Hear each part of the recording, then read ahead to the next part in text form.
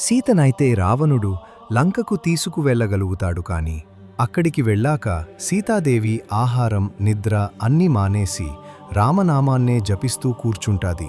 అలా ఉన్న సీతాదేవిని చూడలేని బ్రహ్మదేవుడు ఇంద్రుణ్ణి పిలిచి ఒక దివ్యమైన పాయసాన్ని ఇంద్రుడికి ఇస్తాడు. దాన్ని తీసుకువెళ్లి అశోకవనంలో ఉన్న సీతాదేవికి ఇచ్చి రమ్మంటాడు. దాంతో ఇంద్రుడు నిద్రాదేవిని వెంటపెట్టుకుని లంకలో ఉన్న అశోకవనానికి వెళ్తాడు. కాని ఇంద్రుణ్ణి చూసిన సీతాదేవి రావణుడే మారువేషంలో వచ్చాడేమో అని అనుకొని భయపడుతుంది.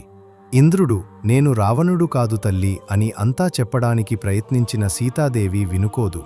దాంతో దేవతను ఎలా గుర్తించాలో రాముడు సీతాదేవికి చెప్పిన మాటలు గుర్తొచ్చి ఇంద్రుడివైపు పరిశీలనగా చూస్తుంది. అయితే ఇంద్రుడు ఒక్కసారి కూడా రెప్ప ఆర్పడు. తన పాదాలు కూడా నేలమీద తాకవు. దాంతో వచ్చింది నిజంగానే ఇంద్రుడు అని భావించి నమస్కరించి ఆ పాయసాన్ని తీసుకుంటుంది. ఆ పాయసం ప్రభావం వల్ల సీతాదేవి లంకలో ఉన్నంతకాలం ఒక్క మెతుకు అన్నం కూడా ముట్టకుండా రామనామాన్ని ధ్యానిస్తూ కూర్చుంటుంది. ఫ్రెండ్స్, చెప్పండి, జై శ్రీరామ్.